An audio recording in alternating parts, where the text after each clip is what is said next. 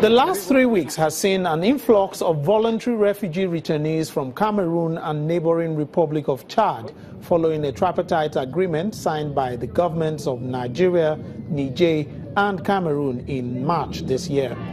That agreement, brokered by the United Nations, specified conditions to be met by the Nigerian government and the country of asylum before refugees who are willing to return are allowed to do so.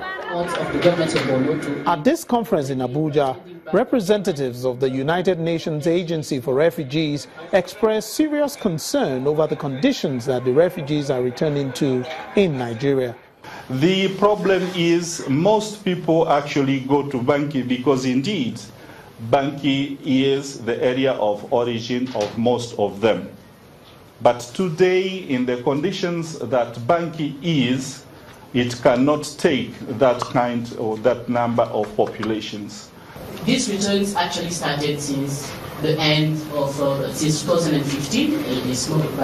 They started going back trading to areas of return, but the security conditions do not yet allow for most of them to reach their final destination, which are their places of origin. The United Nations is calling for full implementation of the tripartite agreement to improve the living conditions of the refugee returnees. Meanwhile, the federal government says it needs some time to perfect that agreement.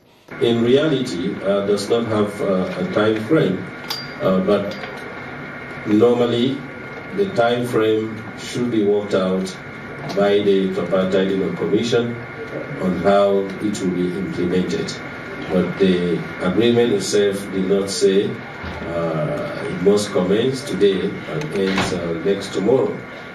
Although the voluntary refugee returnees from neighboring Cameroon and Chad are happy to be home again, the UN agency says there is need to improve their living conditions.